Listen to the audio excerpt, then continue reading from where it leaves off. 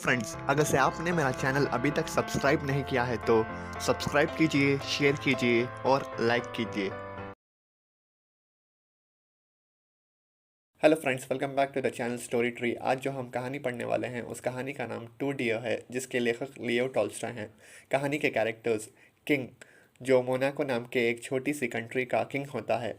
कोर्टियार्स, ministers, bishop, generals and army, ये सब लोग किंग के पैलेस में किंग के लिए काम करते थे।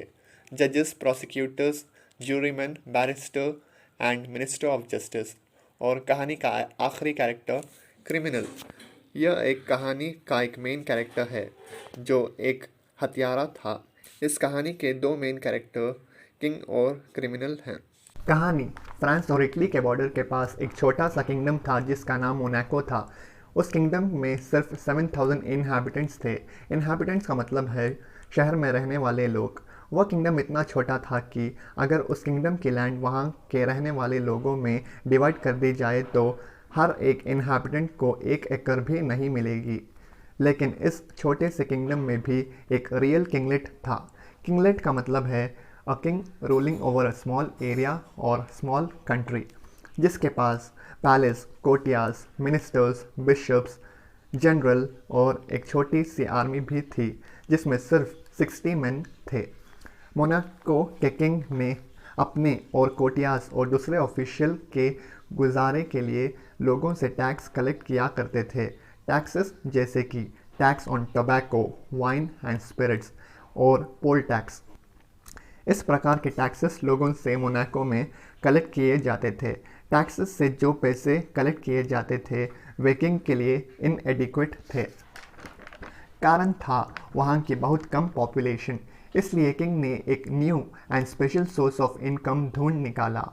किंग का स्पेशल रेवेन्यू एक गेमिंग हाउस से आता था जहाँ लोग राउलेट गेम खेला करते थे।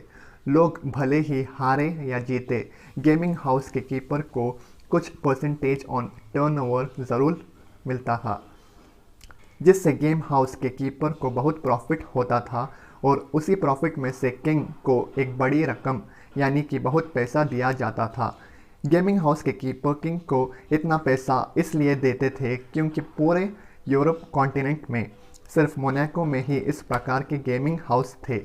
जर्मन सॉवरेन में भी इस प्रकार के गेमिंग हाउस बहुत हुआ करते थे, लेकिन कुछ साल पहले रोक लगाई गई थी। कारण था कि यह गेमिंग हाउसेस लोगों को बहुत हार्म यानी कि नुकसान पहुंचाते थे। लोग गेमिंग हाउस अपनी लक ट्राई करने आते थे, अपना सब कुछ दांव पर लगाते और बाद में सब कुछ हार जाते और फाइनली लोग अपने आप को ड्राउन या शूट कर लेते। इसलिए रूलर्स ने इन पर रोक लगा दी थी। लेकिन मोनाको के प्रिंस को रोकने वाला कोई नहीं है और उसने इस बिज़नेस में अपनी मोनोपोली बना ली। तो अब जिस किसी को भी गैम्बल खेलना होता तो वह मोनाको जाता और इस प्रकार प्रिंस को बहुत पैसे मिलते। मोनाको के किंग को यह पता था कि यह गेमिंग हाउस लोगों का कितना नुकसान कर सकते हैं, लेकिन मोनाको के किंग को इससे कोई मतलब नहीं था। किंग को तो अपनी किंग्स लाइफ जीना था जिसके लिए और पैसे की ज़रूरत थी, तो इसलिए किंग ने इन गेमिंग हाउस को परमिशन दी थी। आगे कहानी में हम पढ़ते हैं कि कुछ साल पहले मोनाको में एक मर्डर हुआ था। इस किंगडम के लोग पीसेबल थे यानी कि अमन पसंद थे। आज तक यहाँ एक भी मर्डर नहीं हुआ था। केस को जजेस के सामने रखा गया। वहाँ पर जजेस, प्रोसिक्यूटर्स, ज्यूरीमैन और बैरिस्टर्स थे। आर्ग्यूमेंट और जजमेंट के बाद यह फैसला लिया गया कि क्रिमिनल का हेड कट कर दिया जाए। प्रिंस ने सेंटेंस को पढ़ा और क्रिमिनल का हेड कट करने का ऑर्डर दे दिया। लेकिन अब एक मुश्किल थी। क्रिमिनल का हेड कट करने के लिए जो गिलोटिन मशीन और एक एग्जीक्यूशनर चाहिए था वो किंगडम ऑफ मोनाको में नहीं थे। मिनिस्टर्स ने फ्रेंच गवर्नमेंट को यह पूछते हुए लेटर ऑफ इंक्वायरी सेंड किया कि क्या वे लोग गिलोटिन मशीन और एक एक्सपर्ट जो क्रिमिनल का हेड कट करने के लिए चाहिए किंगडम ऑफ मोनाको को किराए पर दे सकते हैं, और यदि हाँ तो इसका कॉस्ट कितना होगा। 1 वीक बाद रिप्लाई आया, गिलोटिन मशीन और एक एक्सपर्ट के लिए कॉस्ट 16,000 फ्रांसिस बताया गया। किंग को इसके बारे में बताया गया। किंग को 16,000 फ्रांसिस बहुत लगे और उसने सोचा कि यह वेस्ट ऑफ मनी होगा। किंग ने यह भी सोचा कि 16,000 फ्रांसिस के लिए उसे अपनी पॉपुलेशन के हर एक आदमी पर 2 फ्रांसिस से ज़्यादा चार्ज करने पड़ेंगे और लोग यह फाइनेंशियल बर्डन एक्सेप्ट नहीं करेंगे और लोग रायट करेंगे, यानी कि दंगा करेंगे। तो दोबारा फैसला लिया गया कि similar letter of inquiry king of Italy को भी भेजा जाएगा। उन्होंने यह सोचा कि फ्रेंच गवर्नमेंट एक रिपब्लिकन है और किंग को ठीक से रेस्पेक्ट नहीं करते, लेकिन किंग ऑफ इटली ब्रदर मोनाच था, जिसके कारण हो सकता है कि यह काम चीपर रेट में करें। तो लेटर भेजा गया। रिप्लाई आया कि इटालियन गवर्नमेंट गिलोटिन मशीन और एक एक्सपर्ट के लिए 12,000 फ्रांसिस चार्ज करेगी, इंक्लूडिंग ट्रैवल एक्सपेंस। काउंसिल ने सोचा कि यह अमाउंट फ्रेंच गवर्नमेंट से तो चीपर था, पर फिर भी ज़्यादा ही है, और 12,000 फ्रांसिस के लिए मोनाको की पॉपुलेशन के हर एक आदमी पर नियरली 2 फ्रांसिस ज़्यादा टैक्सेस पे कलेक्ट करना पड़ेगा। फिर काउंसिल बुलाई गई और डिस्कस किया गया कि कैसे इसे लेस एक्सपेंस में किया जाए। काउंसिल ने यह सोचा कि क्या यह काम उनका कोई सोल्जर नहीं कर सकता। जनरल को बुलाया गया ताकि वह कोई सोल्जर ढूंढ सके जो क्रिमिनल का हेड कट कर सकता हो। जनरल ने अपने सोल्जर्स से बात की, लेकिन किसी भी सोल्जर को यह काम करना नहीं आता था। सोल्जर्स ने कहा कि उन्हें यह काम नहीं सिखाया गया। फिर मिनिस्टर्स मिलते हैं, सोचने लगते हैं कि क्या करना चाहिए। कमीशन कमेटी और एक सब कमेटी बनाई गई ताकि वे लोग क्रिमिनल को चीपर प्राइस में पनिशमेंट देने का कोई रास्ता निकाल सकें। अंत में यह डिसीजन लिया गया कि डेथ सेंटेंस को बदलकर लाइफ इम्प्रिजनमेंट कर दिया जाए, क्योंकि लाइफ इम्प्रिजनमेंट डेथ सेंटेंस की तुलना में चीपर पड़ेगा और किंग को भी अपनी मर्सी दिखाने का एक मौका मिलेगा। प्रिंस ने भी इस डिसीजन से अग्री कर लिया। क्रिमिनल को प्रिजन में डाला गया और उसकी निगरानी के लिए एक गार्ड को रखा गया जो क्रिमिनल की निगरानी भी करेगा और उसके लिए पैलेस की किचन से खाना भी लाएगा। क्रिमिनल को प्रिजन में रहते हुए 1 साल गुजर जाता है। एक दिन किंग अपना इनकम एंड एक्सपेंडिचर देख रहा था। उसने एक नया एक्सपेंस देखा जो क्रिमिनल को प्रिजन में रखने का था। गार्ड को रखने का एक्सपेंस, क्रिमिनल के खाने का एक्सपेंस, सब मिलाकर more than 600 francs a year expense आ रहा था। प्रिंस ने सोचा वह क्रिमिनल अभी भी यंग एंड हेल्थी था और हो सकता है कि वह 50 ईयर्स और जिए।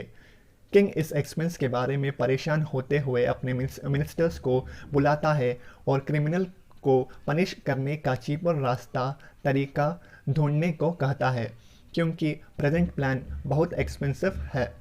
फिर एक बार मिनिस्टर्स मिलते हैं और इस इशू के बारे में डिस्कस करते हैं और यह कंक्लूजन पे आते हैं कि वे गार्ड को डिसमिस कर देंगे। उनका मानना था कि अगर से वे लोग गार्ड को हटा देंगे तो वह क्रिमिनल खुद प्रिजन से भाग जाएगा और उनकी प्रॉब्लम सॉल्व हो जाएगी। किंग ने इस सजेशन से अग्री कर लिया।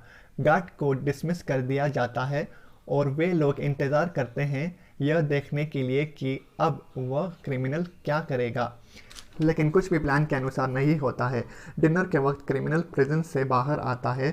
उसने देखा कि वहाँ गार्ड नहीं है, तो वह खुद अपना खाना कलेक्ट करने के लिए पैलेस किचन जाता है और खाना लेकर वापस अपने प्रिजन आता है और ख़ुद प्रिजन का दरवाज़ा बंद करते हुए अंदर रहता है। अगले दिन भी यही सब होता है। मिनिस्टर्स फिर सोचने और डिस्कस करने लगते हैं कि अब क्या करना चाहिए। फिर वे डिसाइड करते हैं कि अब वे क्रिमिनल को सीधे सीधे बता देंगे कि वे अब उसे प्रिजन में नहीं रखना चाहते। तो अब क्रिमिनल को मिनिस्टर ऑफ जस्टिस के सामने पेश किया गया। मिनिस्टर ने क्रिमिनल से पूछा, तुम क्यों प्रिजन से भाग नहीं जाते? आगे कहा, वहाँ कोई गार्ड नहीं है तुम्हारी निगरानी करने के लिए, तुम जहाँ जाना चाहते हो वहाँ जा सकते हो, प्रिंस भी कुछ नहीं करेंगे। जवाब में क्रिमिनल कहता है कि उसके पास जाने के लिए कोई जगह नहीं है, क्योंकि तुम लोगों ने मुझे डेथ सेंटेंस देकर मेरे कैरेक्टर को बर्बाद कर चुके हो। लोग मुझसे मुंह मोड़ लेंगे। और आगे कहता है कि अब उसे काम करने की आदत भी छूट चुकी है। और आगे कहता है कि तुम लोग मेरे साथ अन्याय कर रहे हो।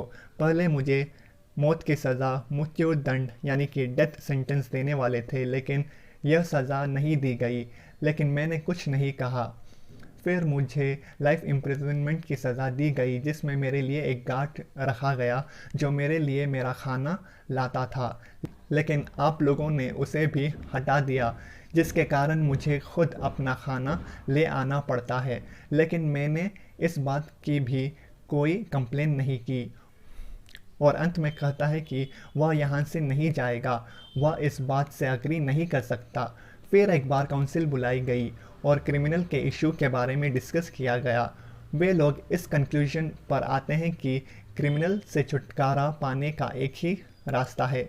वह रास्ता यह है कि क्रिमिनल को पेंशन ऑफर की जाए, और पेंशन की रकम यानी कि अमाउंट सम 600 फ्रांसिस फिक्स्ड की गई, और इसके बारे में क्रिमिनल को बताया गया।